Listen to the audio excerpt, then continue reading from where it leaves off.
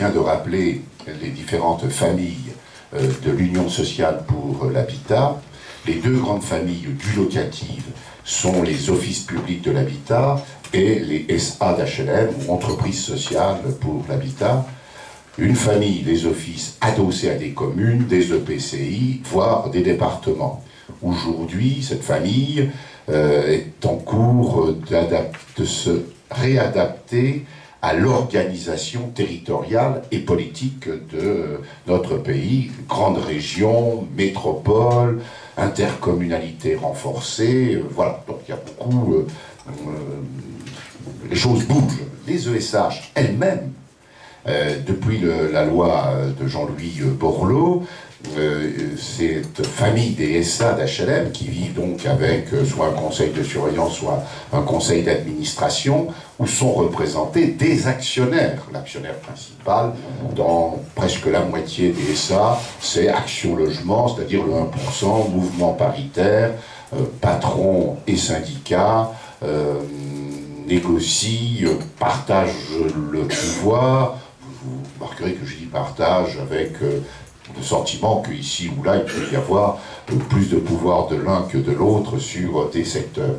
Donc ces familles ont des cultures différentes, mais ont un même métier, une même mission confiée par la nation, c'est de répondre aux besoins en logement de familles, de personnes, jeunes ou âgés, voire étudiants, qui sont sous plafond de ressources. On ne peut pas louer un logement HLM à une personne qui aurait des ressources exceptionnelles. Je parle bien des organismes HLM, qui sont là aussi contrôlés, etc. Alors, nous avons donc construit, puisque les offices, certains fêtent leurs 90 ans, l'ensemble des HPM créés il y a à peu près une centaine d'années. Donc tout cela vous indique qu'il y a des générations qui sont passées dans ces bâtiments, que ces bâtiments ont été construits à leur époque, ou aujourd'hui à notre époque, avec des contraintes, des normes, des objectifs. Au début, c'était plutôt l'hygiène qui comptait.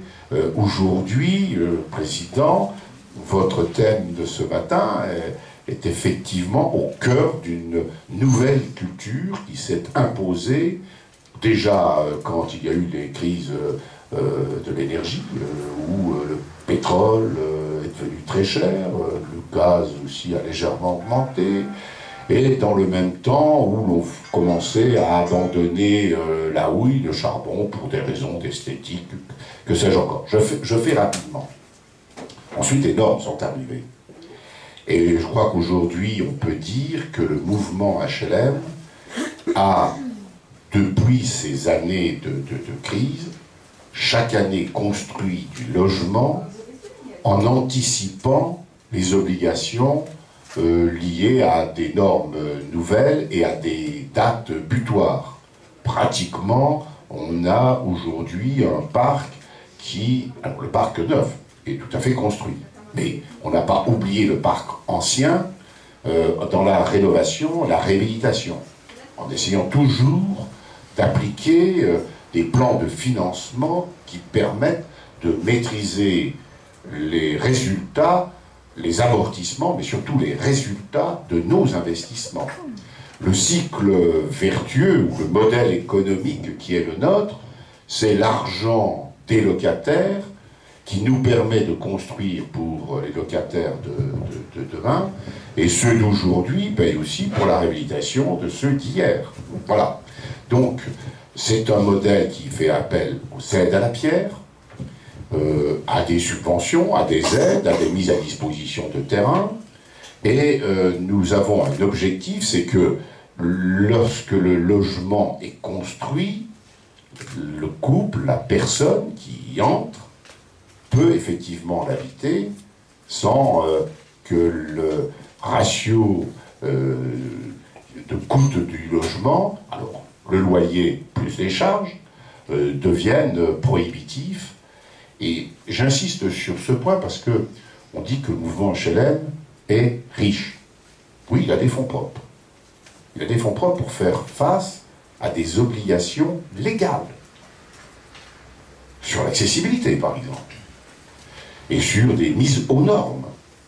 Et sur le fait que lorsqu'on fait un investissement en œuvre ou en réhabilitation, l'objectif est bien que le futur locataire soit solvabilisé. Pour cela, il y a aussi les aides à la pierre.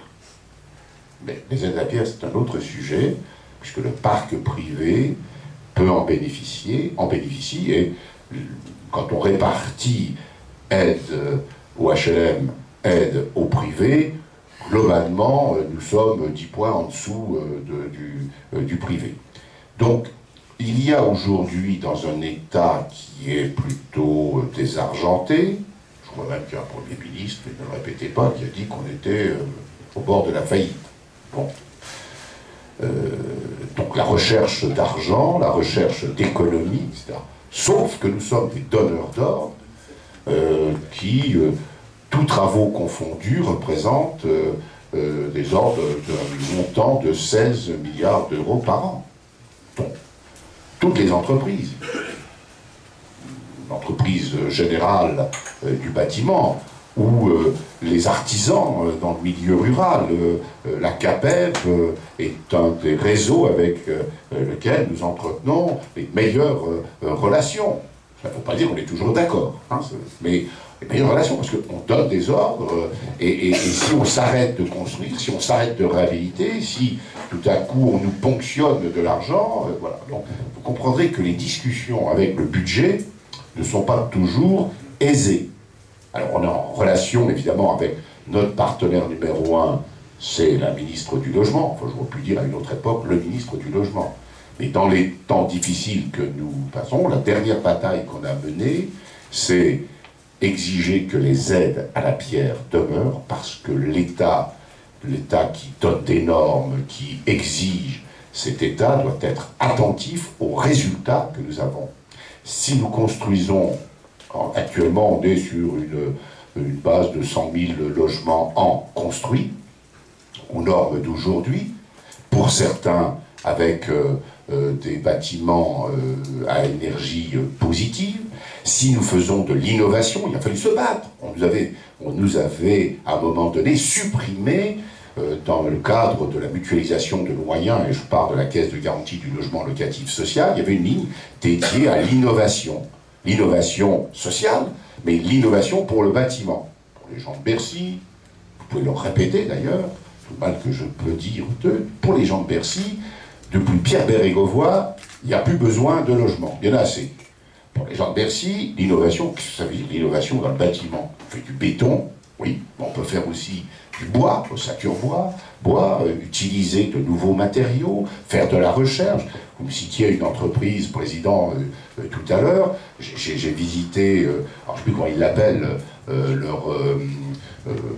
leur présentation de laboratoire, que ce soit sur les vitres, sur tous les produits que Saint-Gobain a fait. Il y a vraiment de l'innovation. Si on regarde, alors tout à l'heure j'ai salué quelqu'un de GRDF, on a là aussi des relations constantes, et si on signe des conventions, c'est pas simplement pour le plaisir de signer, c'est pour être efficace. Notre objectif, c'est de 1, répondre aux besoins en logement, couvrant l'ensemble du panel, de l'hébergement au foyer, à la résidence pour personnes âgées. Et donc que le logement soit compatible avec les ressources. Où est l'époque où l'on construisait, immédiatement les familles y entraient, et tout le monde allait le matin au travail. Aujourd'hui, notre population se paupérise. Paupérisation économique, le chômage, paupérisation sociale, peut-être même citoyenne. Et si le président de la République vient la semaine prochaine à notre congrès qui se déroule à Montpellier, je l'accueillerai avec, j'espère, des mots républicains qui feront mouche par rapport à la population que nous accueillons, que nous défendons.